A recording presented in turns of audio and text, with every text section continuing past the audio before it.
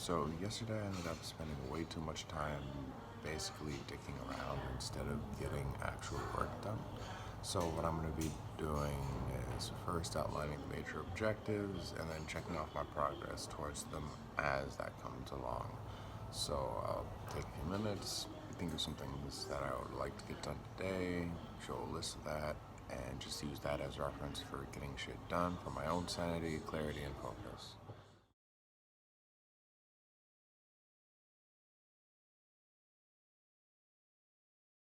So the to-do list basically just boils down to 3 steps.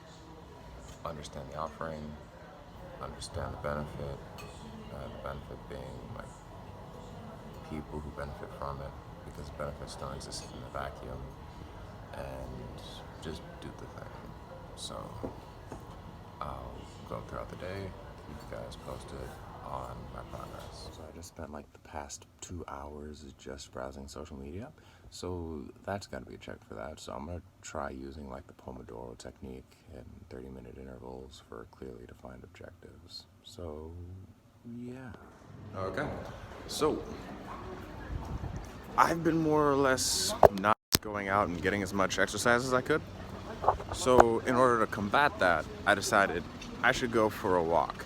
That plus, checkout just happened, and I booked another night at the same place.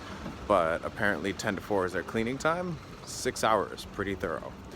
That being said, might as well go out and see a little bit more of the town. So that's the rationalization I'm going with. Checking in later.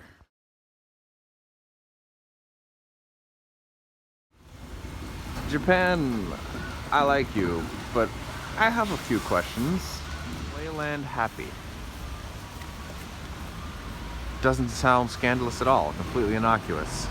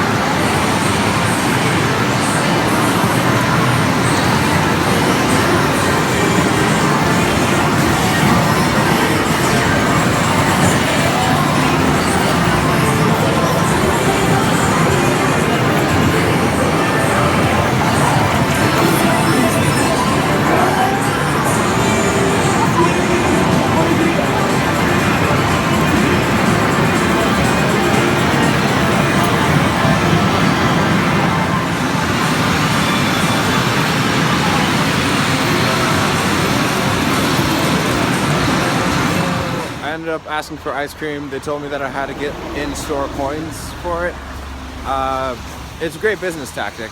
I declined. They referred me to a convenience store, and that is that.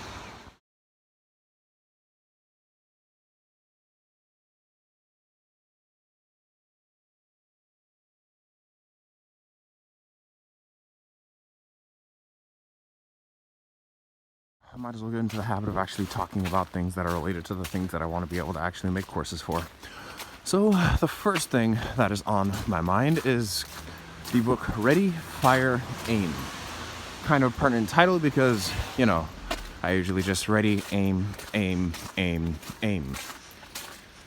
Though one of the main points of the book that I've come across so far is that every business, pretty much regardless of what commodity it deals in, what service it has, and even the medium of distribution, all encounters some similar problems. One of the major problems, the main focus being, it divvies the book up divvies the life cycle of a business into 4 key identifiable stages. First is the one that's most pertinent to me, so naturally that's going to be the main focus of the book. Stage of 0 to 1 million. And at that point, the major problem is really just developing your core offering, your most profitable service, and engineering the best way to have that be a repeatable and profitable thing. Usually, when businesses take a long time to get their first million, it's because they haven't truly developed, made profitable their main key offering. Second one, restructuring the business, making sure that the systems that got you there don't break down, or that's if they really exist in the first place. This is where management starts to become a bigger issue, where more people are brought in, more systems are created. Well, and usually in this stage, you're not in a situation to be able to teach people fast enough to be able to have things be repeatable. Sort of at a stage where, you're bringing people in, but you don't actually have time to train them because all of your veterans are already working on other projects trying to maintain and scale the business even further. Also, I'm looking at what looks like to be tire marks from a bike. They're too thin to be from a car or anything that would be reasonably automated. It's fucking ice, and it's uphill to a mountain. How does one do that? That I took away from it is the thing that I kind of already knew. Just get your first core offering, sell the shit out of that, and have other supplementary, complementary sources that are able to, compound the benefit and increase customer lifetime value over different points of the buying cycle, other things like that. When they buy shit from you once, you don't want them to just be one and done. You want to keep being in there again and again for maximum penetration. Gotta get in there like swimwear.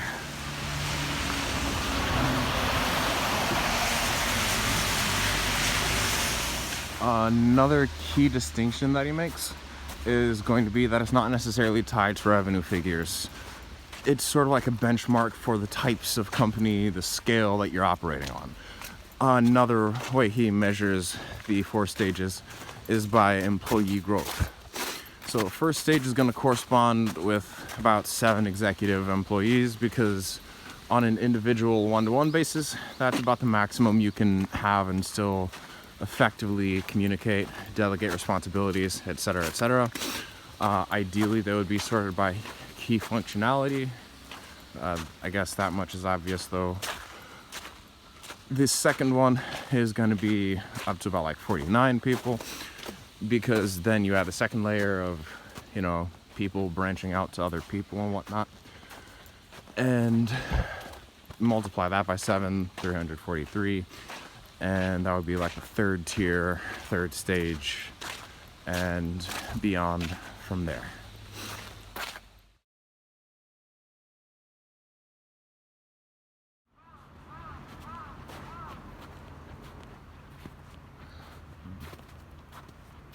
I don't know what it is, but it's kind of a terrible smell coming from this place. The kind that just like hits you in the esophagus before it hits your actual nostrils. However the hell that's possible.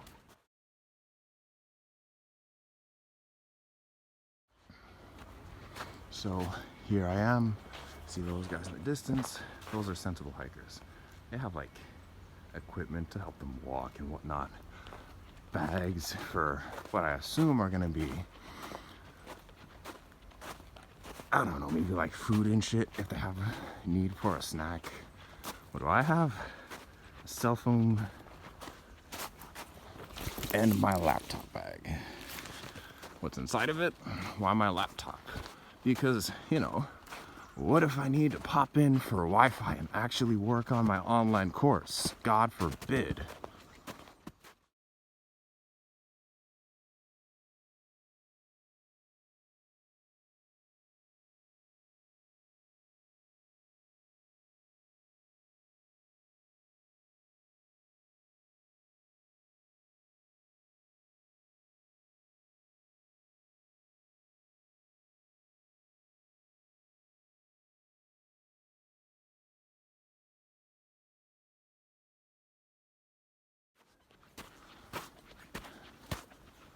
fucking marching along in tennis shoes because I have no traction to actually walk normally.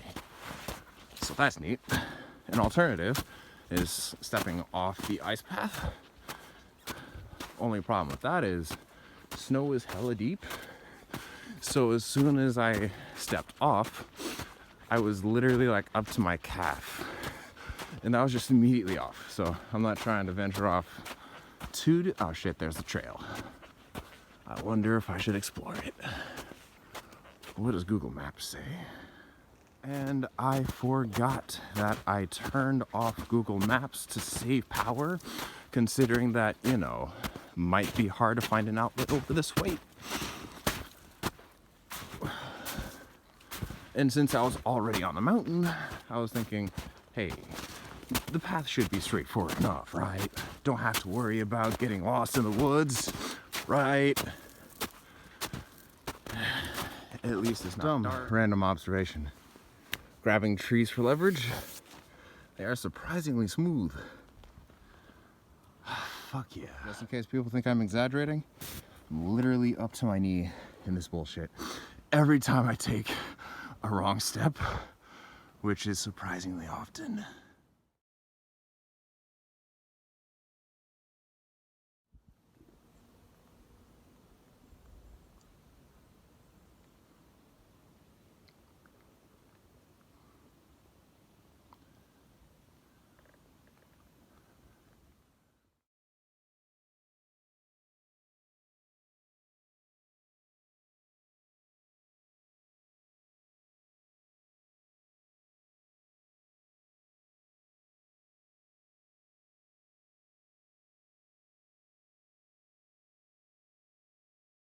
This mountain is eating me alive, and I like it. So, trying to get my footing on non-existent ice patches, I ended up grabbing this thing for leverage. So that's fun. The part is, I left my antibacterial stuff back in my big ass heavy bag. That would probably be more appropriate for mountain climbing, but fucking halfway up, there's a ski lift on the way down. So, no turning back now.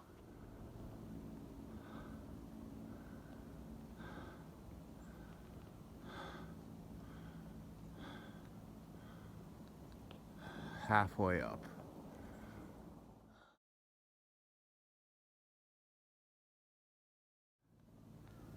Halfway up, I said. Easy fucking peasy, I said.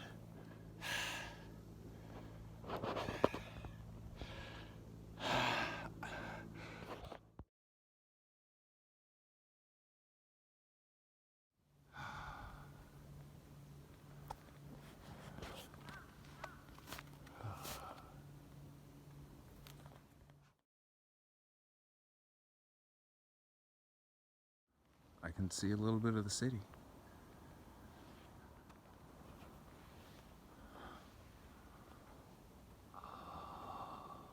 So this hike is nice and all, although one thing that I failed to consider, among just a few things that I failed to consider,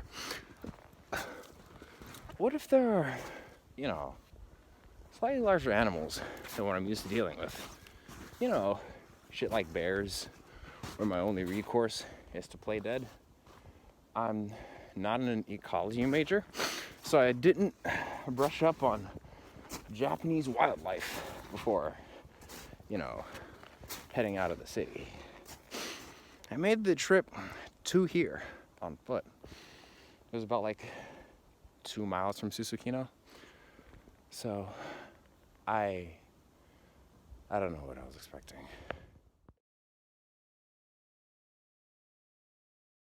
Okay, so I'm running dangerously low on battery power. So what I'm gonna do now is just not take any pictures or anything until I reach the top of this big ass hill. I just ended up climbing a mountain and I'm treating myself. That was some pomegranate juice. This is pasta bolognese. I'm just gonna take it.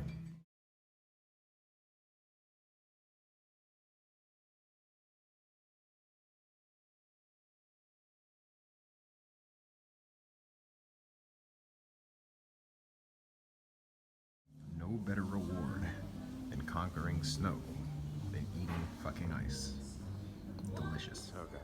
So I got the ropeway plus the little other mini car ticket. Costs about like $900.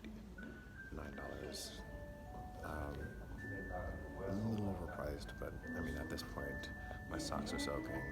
I don't want to do any more walking.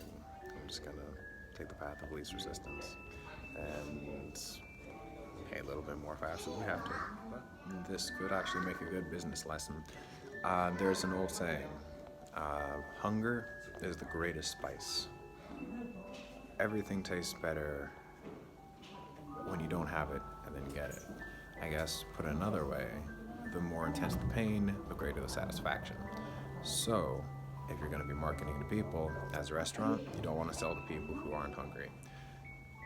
The more immense the pain, the more you're able to charge. So, there's a lesson for future me. Also, I was wondering if it would be useful for me to stay, past like 2:30 right now or so. So, sunset is scheduled at like 5:30. Stick around for another 2-3 hours maybe. So I'm able to see a view similar to this. But